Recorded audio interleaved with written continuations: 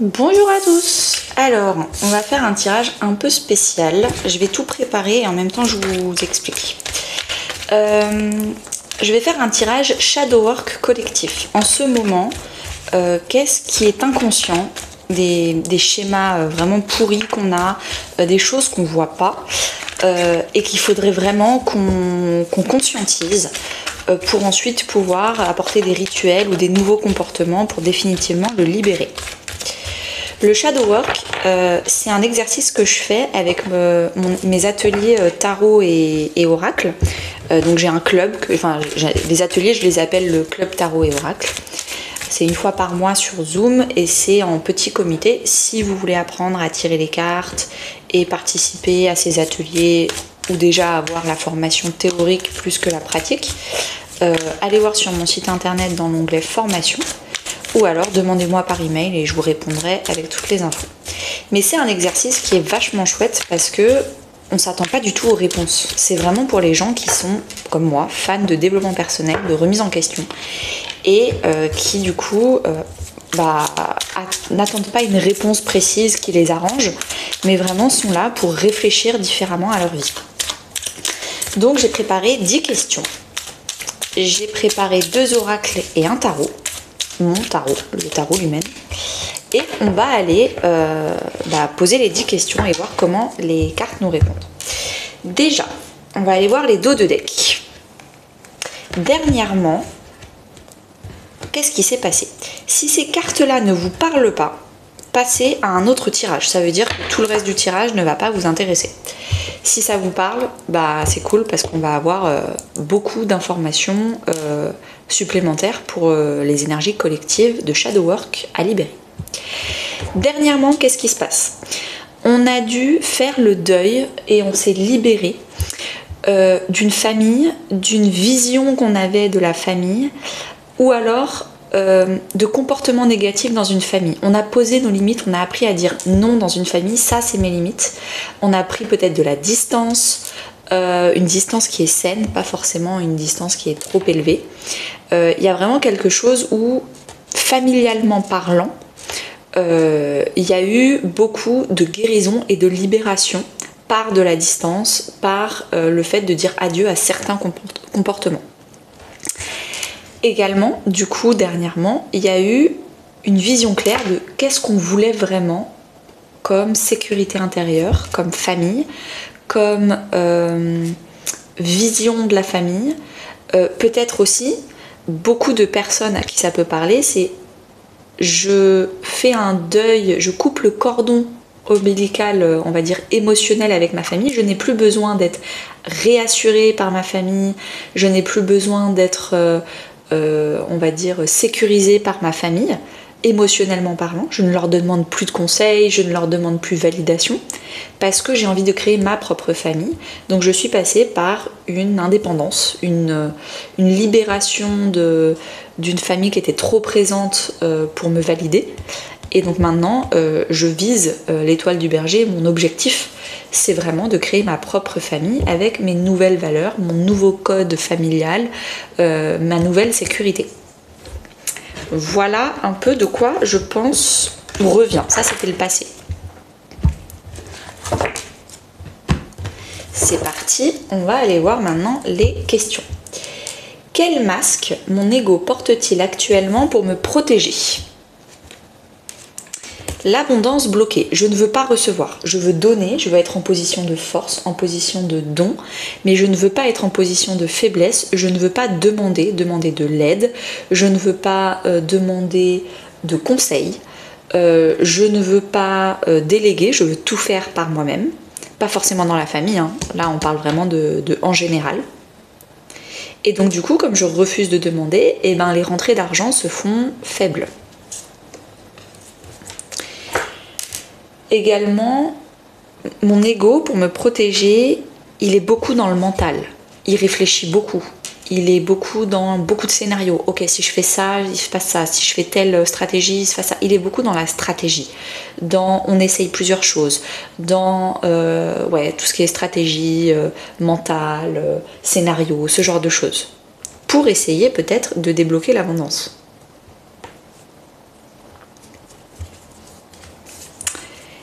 c'est exactement la même chose. On essaye d'être dans la stratégie. La reine d'épée, c'est la stratège.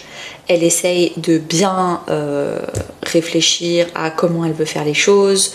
Elle met ses émotions de côté. Elle veut rester forte, elle veut pas être émotionnelle parce que les émotions c'est faible. Donc on est droit, on est carré.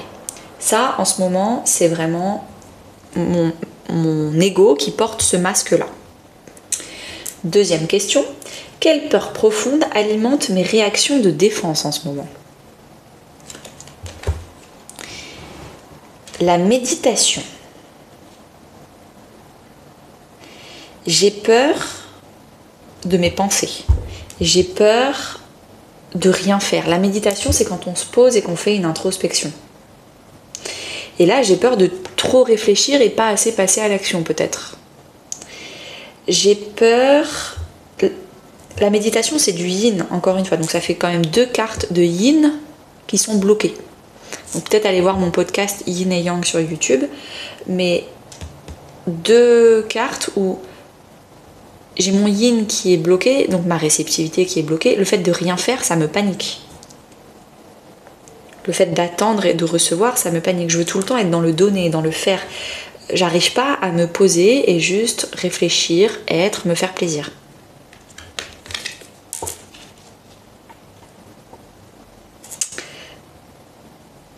Du coup, ce que je fais, c'est que je fais. Avec Saturne, je me lance une discipline, je suis régulière, j'ai une résilience, je me mets plein de rituels, je me blinde un calendrier de plein de choses à faire parce que ça me flippe de rien faire, parce que je me dis que c'est pas en faisant rien que ça va se débloquer. Donc je fais plein de choses. 7 d'épée, je suis vraiment dans la stratégie, les scénarios, l'anticipation. Le 7 d'épée, c'est les calendriers, l'anticipation. Vraiment, on essaye d'anticiper le futur. Donc, une belle blessure de trahison. On n'a pas confiance en l'avenir. On est flippé. Il y a des angoisses. L'angoisse, c'est une émotion du futur. On est flippé par le futur. Donc on n'arrête pas de faire, on n'arrête pas de faire des stratégies, on n'arrête pas de faire et on ne se pose pas. 3e question. Quelle part de moi ai-je tendance à rejeter ou nier? L'idéalisation. Mon rêve, c'est quoi? Mon idéal, c'est quoi? Qu'est-ce que je rêverais d'avoir? Qu'est-ce que je rêverais de... Comment ça pourrait se passer dans l'idéal? Si je prends un papier, un stylo, que je fais le vide 3 minutes et que je réfléchis, que je respire avec la méditation, que je me reconnecte à mes émotions sans faire quoi que ce soit, dans l'idéal, mon argent, je veux qu'il arrive comment? Mes émotions qui arrivent vers moi, je veux qu'elles arrivent comment? C'est quoi mon meilleur scénario? Pas le scénario où... ça doit arriver le plus vite ou ça doit arriver le plus facilement. Non, qu'est-ce que vous voulez? Comment vous voulez que les choses arrivent dans l'idéal?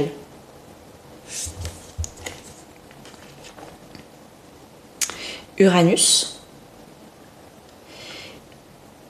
N'oubliez pas que vous êtes quelqu'un de très innovant, de quelqu'un avec plein de très belles idées, que vous pouvez vous libérer et que vous savez très bien aussi libérer les autres. Vous êtes quelqu'un, vous cassez les codes. D'ailleurs, on l'a vu dans le dos de deck, au tout début, vous vous êtes libéré de certains schémas familiaux. Peut-être que vous avez arrêté certains héritages comportementaux qui étaient toxiques. Vous êtes la fin de la chaîne de votre famille pour vraiment vous libérer.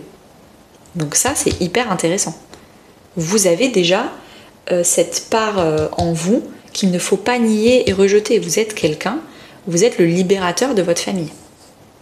Donc au niveau abondance bloquée, peut-être que vous allez enfin apprendre à votre famille comment faire de l'argent sans s'épuiser à faire des scénarios et blinder son agenda. Vous êtes têtu. Il faut être un peu plus flexible avec le 5 d'épée. Il faut apprendre à mettre de l'eau dans son vin, à faire des compromis, à vouloir ne pas être dans des relations dominant-dominé. Donc ne niez pas le fait que vous avez besoin des autres et qu'il faut arrêter de toujours vouloir tout faire seul.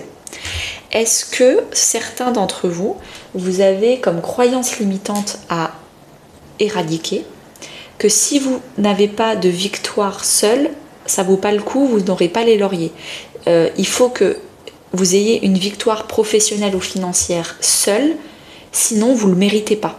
Si vous avez une victoire professionnelle ou financière à plusieurs, vous n'êtes pas méritant. C'est peut-être quelque chose comme ça qu'il va falloir débloquer. 4e question, où est-ce que je me mens à moi-même pour éviter l'inconfort? Et quand je dis éviter l'inconfort, ça veut dire qu'il faut faire des efforts là où on n'a pas envie de faire des efforts. Vibration négative. Il y a encore des choses à nettoyer. Et là, j'entends des gens qui disent « mais c'est pas possible, ça fait des années que je fais du développement personnel, non, j'en ai marre, blablabla ». Il y a peut-être des soins énergétiques à faire. Envoyez-moi un email si ça vous intéresse. Il y a peut-être vous, pas forcément un soin énergétique, mais des pensées négatives. Ce que je viens de dire là, vous avez encore des croyances limitantes bien ancrées qu'il va falloir aller travailler.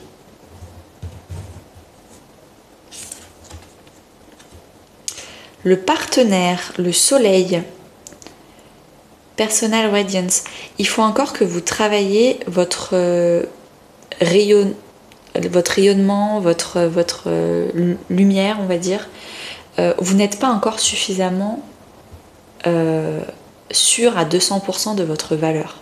Du coup, si vous doutez de ce que vous apportez aux autres, les autres ils vont le ressentir et ils vont pas pleinement être attirés à vous et vouloir collaborer avec vous. Donc il y a quelque chose là-dedans où il faut se libérer des doutes sur soi-même, des pensées négatives sur soi-même. Et ça va nous permettre peut-être d'attirer des collaborateurs et des clients. Parce que là, on vient de vous dire que n'hésitez pas à vous associer pour... c'était une croyance limitante de croire que vous devez tout faire tout seul. Peut-être que vous devez vous associer, ou alors commencer à déléguer certaines choses, ou alors peut-être avoir un partenaire, un associé dans votre entreprise. Ah, on passe du 5 d'épée au 6 d'épée. Ok, maintenant je me laisse porter dans une barque. Je laisse d'autres personnes choisir des stratégies à ma place, faire certains autres choix à ma place. Je me laisse un peu plus porter dans la barque. Et ça me fait plaisir. De tout le temps être dans le contrôle, tout le temps vouloir faire des scénarios. Ok, j'arrête de vouloir tout le temps avoir raison et que ça se fasse à ma façon. On a quand même le 5, 6, 7 d'épée. On est vraiment dans le mental, hein, les gars. 6 d'épée, donc c'est... Ok, j'arrête de vouloir faire plein de stratégies. Je me laisse porter, je vais dans un endroit beaucoup moins stressant. Question 5. Comment mes blessures non guéries influencent-elles mes choix aujourd'hui? J'ai une difficulté à m'affirmer, évidemment parce qu'avec la vibration négative, je doute de moi. J'ai des croyances limitantes, je suis pas à la hauteur, je suis pas 100% sûre que ce que j'apporte c'est positif. Donc du coup, j'ai pas envie forcément de me mettre en avant parce que j'ai peur de la critique. J'ai peur que des personnes de mon passé, de mon ancien passé professionnel ou amical ou familial, se moquent de moi. Donc j'ose pas me mettre en avant.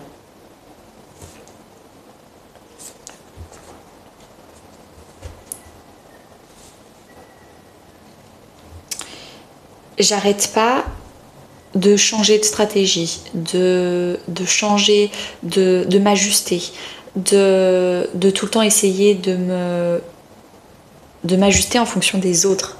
C'est-à-dire que je change pour que les autres m'aiment bien plutôt que d'annoncer qui je suis comme je suis et de dire c'est à prendre ou à laisser. Donc je suis un peu trop caméléon et je suis trop en train de me remettre en question tout le temps dans ma stratégie, dans ma vie professionnelle. C'est le doute, hein. La tour, c'est un peu comme Uranus, peut-être tout le temps en train d'innover, tout le temps en train d'inventer quelque chose de nouveau, tout le temps en train... Parfois, il faut peut-être un peu plus stabiliser. Il faut arrêter de faire des gros lancements et de faire des nouvelles annonces et des nouvelles idées. c'est tout le temps des nouveaux départs, mais ces nouveaux départs-là, il faut les stabiliser au bout d'un moment.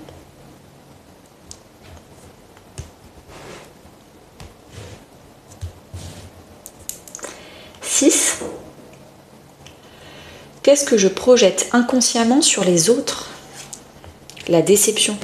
Bah moi je fais plein d'efforts, j'arrête pas de proposer des nouvelles idées, je propose plein de choses, mon calendrier il est blindé, franchement je donne de ma personne, je donne de mon temps, je donne de mon énergie et il y a peu de retours. Les retours sont décevants. Donc je suis déçue par les autres. Donc blessure de trahison, je me sens trahie. Donc je n'ai pas confiance aux autres et en l'avenir. Donc, avec la blessure de trahison, je passe mon temps à essayer d'anticiper le futur avec le 7 d'épée.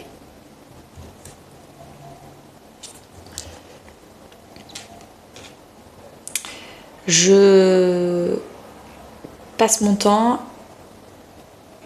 à du coup clôturer la maison douce et on l'aide, on laisse faire. Bon, bah ils n'ont pas voulu ce que j'ai voulu, bon bah on passe à autre chose, on passe à un autre projet. Et on se bat pas assez, on reste pas assez régulier sur la chose qu'on a proposée. Les gens, ils ont besoin de plus de temps pour avoir confiance en nous et en notre projet, parce que déjà, nous, on le présente pas forcément bien, vu que nos mots de vocabulaire sont balbutiants. Notre prestance et notre attitude est dans le doute. Donc du coup, nous, à chaque fois qu'on propose quelque chose, il n'y a pas de retour, bah du coup on arrête et on propose autre chose. Et puis c'est tout le temps, c'est un cycle infini. Mais en fait, il faut laisser aux gens le temps d'avoir confiance en nous. Et puis nous, il faut absolument qu'on travaille le fait d'arrêter de douter de nous. C'est peut-être aussi un cercle vicieux du fait que, comme on n'a pas de réponse positive tout de suite et que les gens ont besoin de temps, bah on pense que du coup, nous, on n'a pas de valeur parce que ce qu'on propose, c'est nul. Du coup, on arrête et on propose autre chose, et on arrête, on propose autre chose. Il faut juste peut-être laisser plus de temps au temps pour laisser les gens de décider. C'est pas parce qu'on propose quelque chose et que les gens ne le prennent pas que c'est nul. Il faut peut-être être un peu plus patient. La lune, l'intuition, la féminité, le yin, les peurs. Peut-être que inconsciemment, je fais peur aux autres. Inconsciemment, le fait de tout le temps être dans les explosions, bon bah c'est maintenant ou jamais, et de mettre la pression et d'être explosive, et bah sinon ça va être décevant, et de projeter des émotions négatives si tu ne collabores pas avec moi, et ben du coup avec la lune, on projette de la peur. Les gens ils ont, bah si je collabore avec cette personne, ça fait peur un peu. C'est beaucoup d'émotions intenses. Question 7. Quel message essaye de me transmettre mon ombre? Traumatisme d'adulte. Ok, c'est un traumatisme qu'il va falloir, qui vient peut-être de quand vous étiez étudiant ou jeune adulte. Le fait, peut-être on vit dans un monde d'instantanéité. Quand on était enfant, on avait le temps de faire les choses, de coller nos gommettes, etc. Et puis, quand on est étudiant, il faut faire tout de suite, il y a des devoirs maison, c'est pour la semaine prochaine, et puis on fait des efforts, il y a les résultats tout de suite. Et c'est très... c'est peut-être un traumatisme qui vient de... il faut tout le temps travailler, avoir de l'instantanéité, des réseaux sociaux, ce genre de trucs. Et c'est peut-être quelque chose qu'il va falloir retravailler et libérer. Qu'est-ce qu'on a d'autre? La lune, encore, ça fait 2 fois qu'elle arrive. Donc, on vous dit, alors peut-être l'enfant intérieur avec The Inner Child, mais en tout cas, il y a beaucoup d'émotions et de zones de confort qu'il faut retravailler pour être beaucoup plus paisible dans le fait de tout le temps attendre un résultat des autres. Si vous êtes persuadé que ce que vous proposez dans votre vie professionnelle, c'est de qualité, arrêtez d'attendre la validation des autres. On revient au dos de deck, vous n'avez plus besoin que les autres vous disent ce que vous faites c'est bien ou pas. Si vous le savez, Même si les gens, eux, ils hésitent à collaborer avec vous parce qu'ils ont besoin d'un peu plus de temps de réflexion, c'est pas grave. Vous continuez à stabiliser vos émotions et à être sûr que ce que vous proposez, c'est de la valeur. 6 de bâton, soyez fiers de vous, fiers de ce que vous proposez. Donnez-vous à vous-même de la reconnaissance et continuez d'offrir la même chose sans tout le temps révolutionner et changer d'idée. Restez stable dans ce que vous proposez. Question 8. Comment puis-je apaiser le conflit entre mon ego et mon moi profond? Le lien au père, il y a peut-être, évidemment, traumatisme d'adulte, peut-être que vous avez fait comme votre père faisait. Vous avez fait une répétition par rapport à l'abondance, par rapport à la vie professionnelle, vous avez imité votre père. Parce que peut-être que lui, votre père, lui, il gagne bien son argent et ça se passe bien. Sauf que votre père, peut-être que lui, il gagnait très bien son argent en blindant son agenda, en n'arrêtant pas de faire, en travaillant 70 heures par semaine, et en essayant de tout le temps changer et de proposer plein d'idées innovantes, et en étant force de proposition sur tout. Ok, ça c'est ce que vous avez répété, il est peut-être temps de libérer ça, et peut-être d'apprendre à être un peu plus dans la patience, proposer quelque chose, sans tout le temps le changer et innover, et peut-être décorréler le temps et l'argent. Je n'ai pas besoin de travailler 70 heures par semaine pour mériter de l'argent. Il y a peut-être ça à libérer également. Exactement. Comment puis-je apaiser le conflit entre mon ego et mon moi profond? Ça, c'est le yang. Inward, c'est le yin. Towards, c'est le yang. Donc, on vous dit vraiment qu'il faut arrêter de tout le temps être yang. Il faut rééquilibrer son yin et son yang. Laisser le temps au temps. La mort, il faut laisser mourir le mauvais comportement, de mettre la pression à vos collaborateurs, à vos clients, pour que ce soit fait tout le temps dans la rapidité. Et avec la mort, accepter le silence, accepter le temps de repos, accepter la pause. Question 9, donc avant-dernière question. Quelle qualité cachée attend d'être réintégrée dans ma lumière? La confiance en vous. Ce que vous faites, ce que vous proposez, ça a de la valeur. Si les autres ont besoin de temps pour l'accepter, le reconnaître, c'est leur problème, c'est pas le vôtre.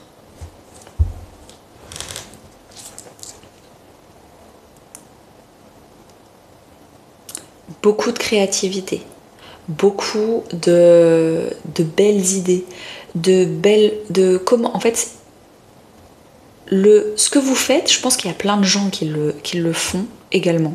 Donc techniquement vous avez plein de concurrents ou plein de collègues ou ça se passe comme d'habitude. Mais c'est la façon dont vous faites les choses qui est géniale, qui est unique, qui est vous. Et ça vous l'avez oublié. Et vous pensez que peut-être comme il y a plein d'autres personnes qui font pareil que vous, ça n'a pas de valeur. Mais si, c'est comment vous le faites à votre façon qui change tout. Le 10 de bâton. Vous avez guéri votre syndrome du sauveur. Vous donnez des indications aux autres sur comment faire les choses. Et vous savez très bien, on va dire, guider pour que les personnes reprennent leurs responsabilités dans leur vie et du coup évoluent dans leur propre vie professionnelle. Vous êtes un très bon professeur pour que d'autres personnes brillent dans leur vie professionnelle. Parce que vous n'êtes pas là à leur faire à leur place et à prendre la responsabilité à leur place. Vous avez guéri le 10 de bâton, le syndrome du sauveur.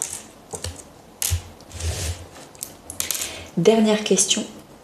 Quel est le prochain pas pour avancer vers une version plus entière et authentique de moi-même? Le lien à la mer. Peut-être se reconnecter à la mer, du coup au yin, au principe féminin. Le fait d'être beaucoup plus douce quand il y a des clients ou des collaborateurs qui veulent collaborer avec nous. On est maternant, on est doux, on est dans l'accompagnement, on n'est pas dans la pression, c'est maintenant ou jamais, il faut faire ça rapidement, blablabla, c'est tout de suite. Non, on est beaucoup plus dans la douceur. Ok, pas de problème, prends ton temps, moi je reste ici, si tu as des questions, n'hésite pas, ce genre de choses.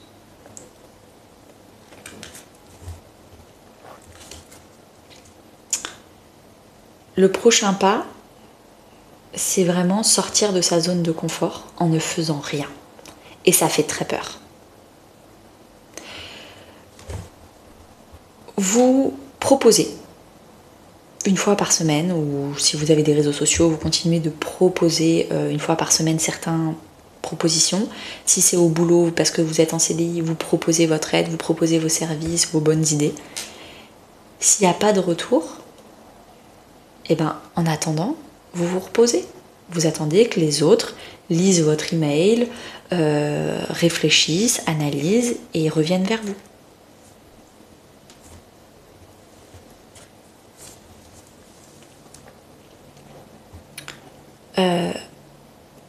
Le prochain pas, c'est peut-être investir du temps et de l'argent ailleurs, sur d'autres projets, le temps que ces gens-là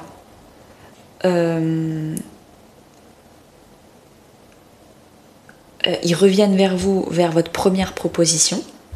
Donc vous attendez qu'ils reviennent et vous arrêtez de faire du forcing sur cette proposition. Vous avez tout expliqué, tout proposé.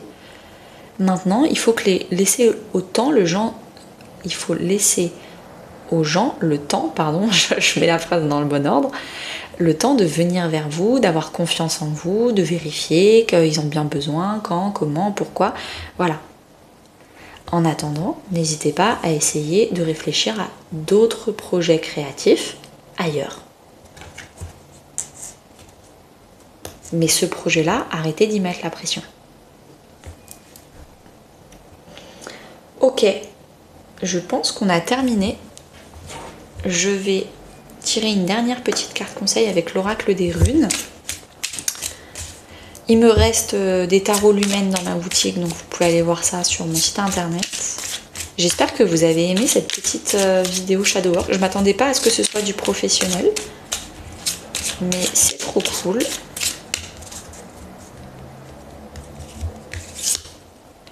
Créativité, connaissance. C'est un peu ça. Maintenant, il est temps de lâcher prise sur ce qui est déjà en place et il faut juste attendre que ça se déroule et ça se développe tout seul. Enfin, tout seul, avec 10% d'effort. Et les 90% d'efforts, il faut peut-être les mettre dans quelque chose d'autre. Je vous souhaite à tous une très belle journée et à bientôt.